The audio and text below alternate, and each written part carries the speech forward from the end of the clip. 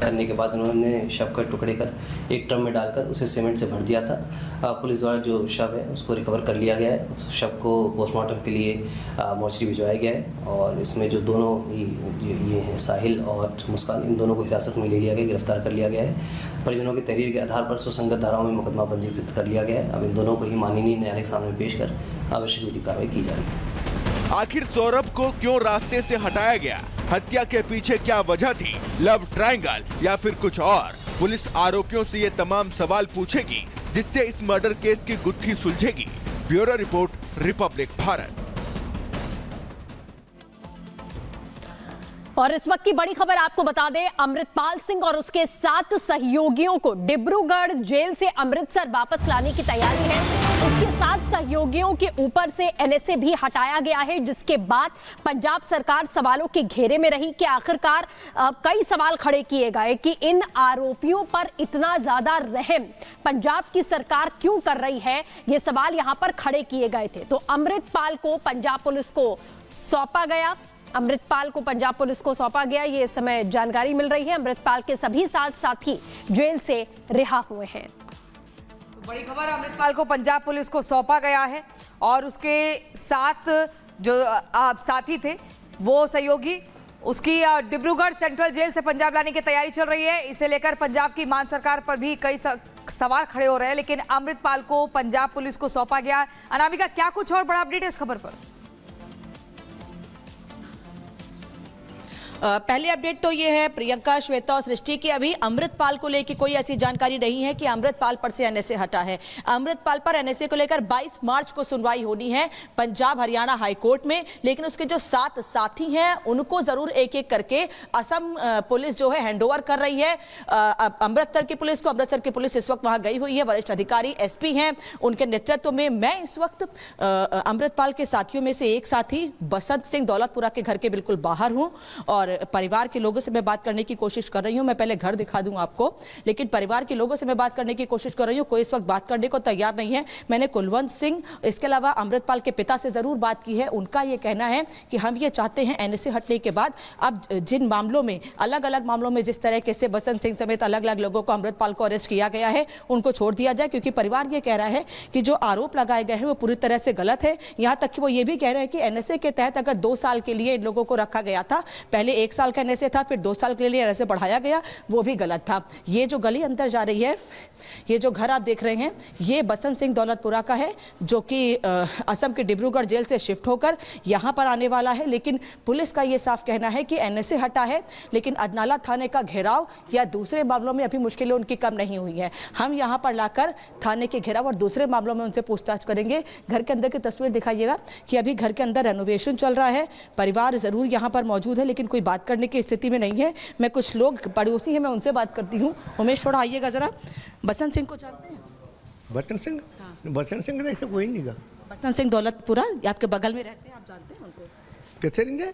बसंत सिंह, बसंत सिंह, बसंत सिंह, बसंत सिंह, बसंत सिंह, हाँ, जानते हैं? हाँ हाँ जानते हैं। हाँ। कब से यहाँ रह रहा है परिवार? हाँ, कर रहा है, बहुत चंगा। मेरा पोतरा ही है। अच्छा, आपका पोतरा ही लगता मेरा, मेरे भतीजे का मुंडा हो सकेगा। अच्छा, तो अभी तो वो असम में है, डिब्रूगढ़ जेल में है जी? असम में है, डिब्रूगढ़ जेल में है। हाँ हाँ हाँ, वो हो गया।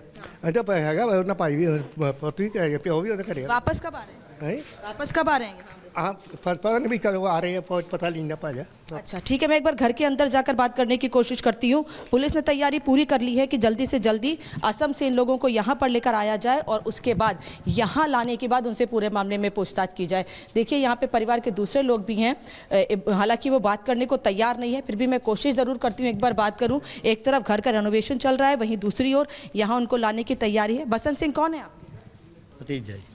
भतीजे हैं। क्या क्या आरोप हैं उन पर? उन्हें सरकार ਨੂੰ पता, सानू नहीं ना। उनको लेकर गई है पुलिस, यहाँ से क्यों लेकर गई थी? नहीं, यहाँ से नहीं लेके गए। कहाँ से लेकर गई? कुछ कह रहे हैं आप? हाँ, क्या कह रहे हैं बताइए। कुछ बोल रहे हैं? नहीं, ऐसा कुछ नहीं है। आप जानते हैं बसंत सिंह को? नहीं जानते बसंत सिंह को? आपके फैमिली मेंबर हैं? जानते तो है, जानते हैं ना। पुलिस क्यों लेकर गई थी उनको? आए नहीं बताइए, आए नहीं। हाँ? मैं तो अपना काम कर रही हूँ, सवाल पूछ रही हूँ, मुझे बता दीजिए। एक मिनट मैम, आए मुंह जना ना मैं कसा हो नहीं बात करेंगे आप, नहीं बात करेंगे। अच्छा ठीक है, नहीं बात करेंगे तो कोई बात नहीं, ठीक है, मत बात कीजिए। मैं एक बार ये घर आपको दिखा दूं। ये बसंत सिंह दौलतपुरा का घर है। परिवार के लोगों से बात करने की कोशिश कर रही हूँ, लेकिन कोई बात करने को तैयार नहीं है। ये मोगा से थोड़ी दूरी पर जगह है। मैंने और भी लोगों से इसके पहले बात की है और कोशिश ये है कि जिन 7 लोगों को लेकर आया जा रहा है, उन 7 लोगों में से कई लोगों से हम बात कर सके, परिवार से बात कर सके और उनसे पूछ सके कि उनका क्या कहना है। लेकिन पुलिस ये साफ कह रही है क्योंकि मामला एनएसए का है और एनएसए हमें हटाया गया है 7 लोगों पे से, तो अभी बहुत ज्यादा नहीं बताएंगे कि उन्हें कब लाया जाएगा, यहाँ पर कहाँ पर रखा जाएगा, आगे किन किन मामलों में उन पर किन किन धाराओं पर केस दर्ज किया जाएगा। अभी इसको लेकर कोई पुलिस कुछ बोलने को तैयार नहीं है। लेकिन हाँ, धीरे धीरे ये तस्वीर जरूर साफ हो रही है कि 22 मार्च का वो दिन है जब आखिरी समय पुलिस की ओर से लिया गया है कि कोर्ट में 7 लोगों को पेश किया जाए और 7 लोगों तस्वीर पहुंचा रही हैं और बता रही हैं। फिलहाल के लिए बहुत शुक्रिया। इसी बीच अब अगली खबर की तरफ रुख करेंगे और अब बताएंगे अपने दर्शकों को कि हिंसा का मास्टरमाइंड गिरफ्तार हो चुका है। इस खबर को विस्तार से बताएंगे।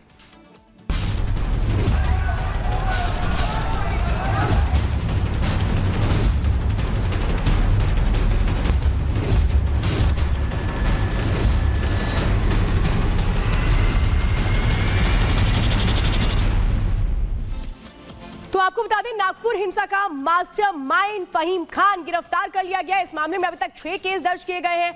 हिंसा केस में अगर अभी देखें तो एक के बाद एक गिरफ्तारियां भी हो रही हैं। नागपुर हिंसा केस में अभी तक 6 मामले दर्ज किए गए हैं। इस मामले में लगातार पुलिस का एक्शन तेज है और सबसे ज्यादा जरूरी था मास्टरमाइंड तक पहुंचना, जिसे गिरफ्तार कर लिया गया है। और हिंसा केस में अगर अभी तक के जिस एक्शन को समझे तो 5 और आरोपी गिरफ्तार किए गए हैं। 51 आरोपी अभी तक इस हिंसा मामले में गिरफ्तार किए जा चुके हैं। 6 FIRs रजिस्टर हुई हैं, मतलब उस तरह में जो लिंक्ड हैं उसमें। तो जो 6 जो FIR हुई हैं अभी तक उन सब में कार्रवाई चल रही है। एक तो इन्वेस्टिगेशन हो रही है, इसमें जो लोगों के नाम सामने आए हैं जो इसमें लिंक्ड हैं उनको भी हम लोग ट्रेस कर रहे हैं, क्योंकि इसमें विजुअली प्लस जो सोशल मीडिया के थ्रू या फिर कोई फोटोग्राफ्स में, वीडियोस में जो नज़र आ रहे हैं, कितने लोग कहाँ थे, उनका क्या एक्टिव पार्ट था, ये सारी चीज़ें इसके आधार पे हमारी कार्रवाई चल रही है। हमारे पास में जो नाम है सब नागपुर के हैं। एक तो ये एक इम्पॉर्टेंट चीज़ है उसमें, और अगर इन्होंने कॉन्स्पायर करके एक जगह पे आए और सुबह के इंसिडेंट के बाद में फिर ये लोग सब मिले हैं, तो वही जैसे मैंने बताया कि इसमें जो वो लिंक है, कैसे इन्फॉर्मेशन गई, अगर ये बाहर से लोग आए, वही चीज़ हम देख रहे हैं। इसमें कुछ है, इसमें जो एंगल इस तरह का नज़र आ रहा है जो कि मैं अभी मीडिया के सामने नहीं बता सकता, बट वो एंगल इस्टेब्लिश इसमें हो रहा है और वो हम लोग कर रहे हैं। कुछ लोग जो हैं उनका शुरू से कोई रोल है क्या, वो हम उनके ऊपर क्या पहले के कुछ गुने हैं क्या वो, या ये प्लान कर रहे थे, ये सारा अभी इस्टेब्लिश होना बाकी है। क्योंकि 6 केसेस हैं, 6 केसेस में किस तरह से एक दूसरे के साथ में कोई लिंक जो भी है, वो लिंक में आपको सारी इन्फॉर्मेशन, क्योंकि इमीडिएटली नहीं हो पाएगा, हमको भी इन्फॉर्मेशन बाहर से बुलानी पड़ती है, उसके आधार पे जो है मैं आपको बता पाऊँ।